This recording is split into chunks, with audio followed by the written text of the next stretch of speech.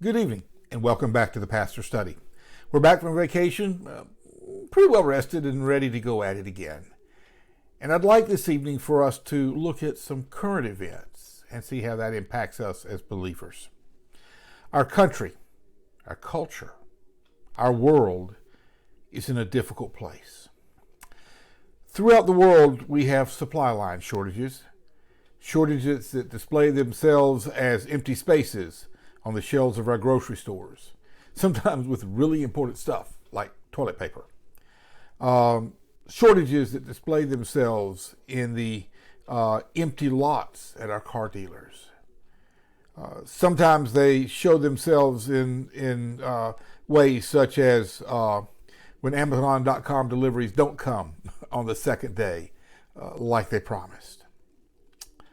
And in my particular case, they show themselves in great difficulty in finding a turkey for Thanksgiving because we have shortages there as well. 2 weeks ago, President Biden's chief of staff made the grave political error of labeling this a high-class problem.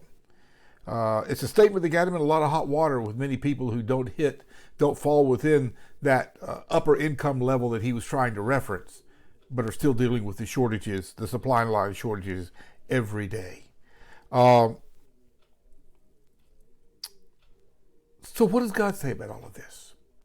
Well, in 3 John verse 2, John is writing to the church. It's some 60 years after the resurrection. And John writes this in a very brief letter to the church. My brethren, I wish you to be in health and prosper. I like John. I like the idea. I like the concept of prosperity. Who doesn't? We like to have all our stuff, the latest iPhone or the latest car or, whatever it may be for us, whatever latest toy we want. But the problem is that I have taken John a bit out of context because John has a little bit more to say in his statement. Because the last phrase in that statement is this, even as your soul prospers. So now let me put it all together. My brethren, I wish you to be in health and prosper, even as your soul prospers. And I think all of a sudden this opens up a whole new vista for us, and quite frankly, it has absolutely nothing to do with supply line shortages. We're now focused no longer on store shelves. No longer are we focused on the supply of cars or turkeys. Instead, we're taking a close and personal look at our soul. And that can be a hard thing for us to do. I think it's here in our soul that prosperity matters. And we need to understand something. There, in that area of prosperity, God has no shortages. There is no shortage available to us. There's no shortage of grace. There is no shortage of peace. There is no shortage of God's love. And as one popular Christian songwriter wrote it, recently phrased it, God's not about to run out of miracles. You see, where it really matters, there really are no shortages today.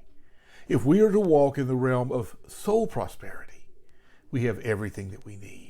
Peter writes that the Father has given us everything that we need for life and godliness. Wow. No shortages, no outages, no supply line problems, no trucking issues, no politicians trying to put us down. Instead, God says, I got your back.